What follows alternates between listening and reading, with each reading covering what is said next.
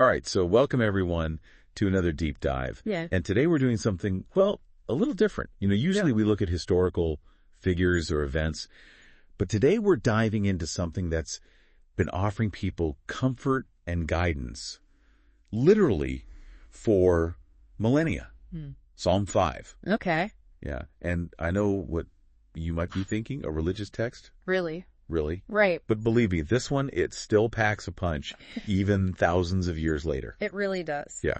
So we're going to unpack its themes and messages, see how it resonates even today, and who knows, maybe even uncover some surprising insights along the way. Sounds good. So to start off Psalms, they're essentially poems, That's right. right? It's like prayers, praises, reflections all rolled into one. Yeah, exactly. And what's really fascinating about Psalm 5 is that it's this powerful example of a plea for help.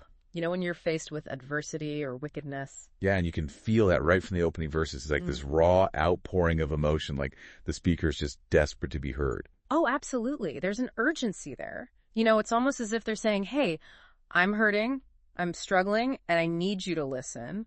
Yeah, and that vulnerability, that's what makes these ancient texts feel so real even today. Like we all experience doubt, fear, anger at some point. Right? Well, of course. In Psalm 5, it gives us a language for those emotions. Right. Gives you a way to articulate what you're going through. Yeah, exactly. It's like this ancient blueprint for processing the tough stuff. Yeah. But then in verses 4 to 6, the tone shifts a bit.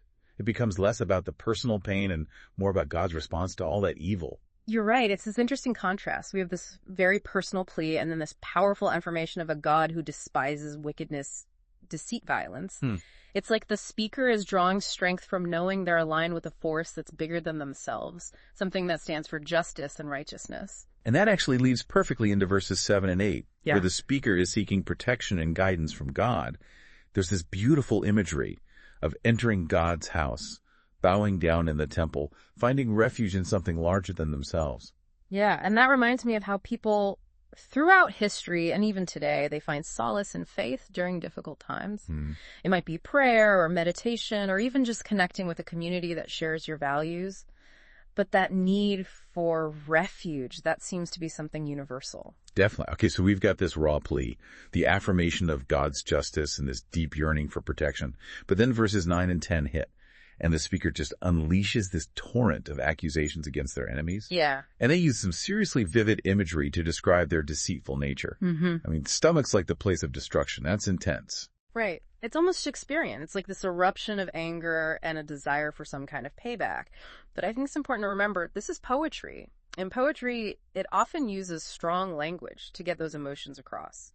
It's not necessarily a literal call for violence, but rather expressing the pain and frustration of being wronged. So it's like this raw outpouring of, you hurt me and I want justice. Maybe that's the human element of it, that need to see those who did wrong held accountable. Absolutely. It taps into something very primal in us, that desire for fairness, for Yeah. balance. But then what's fascinating is that the psalm doesn't end there. You're exactly right. It shifts from accusation to anticipation in verses 11 and 12. It does. Yeah, it suddenly goes from this really dark place to one of hope.